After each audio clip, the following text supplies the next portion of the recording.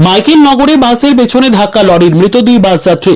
Michael নগরের দিক থেকে একটি বাস যশোর রোড দিয়ে বারাসাতের দিকে যাচ্ছিল, তখনই বাসের পেছনে এসে সজোরে ধাক্কা মারে লরিটি। সেই ঘটনায় দুই বাস যাত্রীর মৃত্যু হয়েছে। স্থানীয় সূত্রে জানা যায়, দুই বাস যাত্রী দাঁড়িয়েছিলেন বাস ধরার জন্য। যখন বাসটি এসে তাদের সামনে দাঁড়ায়, তখনই পেছন থেকে লরিতে এসে সজোরে ধাক্কা মারে তাদের দুজনকে। ঘটনাস্থলে দুজনের মৃত্যু হয়। দেহ দুটিকে ময়নাতদন্তের জন্য বারাসাত মেডিকেল কলেজে নিয়ে আসা হয়েছে। বাড়ির লোকের অভিযোগ, দীর্ঘদিন ধরে ওই রাস্তায় পুলিশ তোলা তুলে বেড়ায়। এমনকি আরো গুরুতর অভিযোগ করে পরিবারের লোকজন তাদেরকে না দেখিয়েই মহিলার দেহটিকে ছিনিয়ে নিয়ে চলে আসে পুলিশ। পাশাপাশি তাদেরকে হুমকিও দেওয়া হয়েছে বলে অভিযোগ।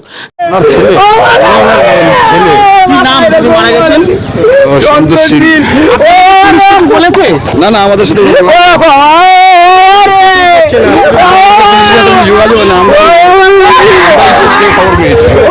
জানা গিয়েছে, ওই মহিলা কাকলি শর্মা দেবনাথ নার্সিং এর কাজ করত। নার্সিং এর কাজ সেরেই তিনি ফিরছিলেন। নিউ ব্যারাকপুর এলাকায় বাড়ি ওই মহিলার। আরেকজনের পরিচয় এখনো পাওয়া যায়নি।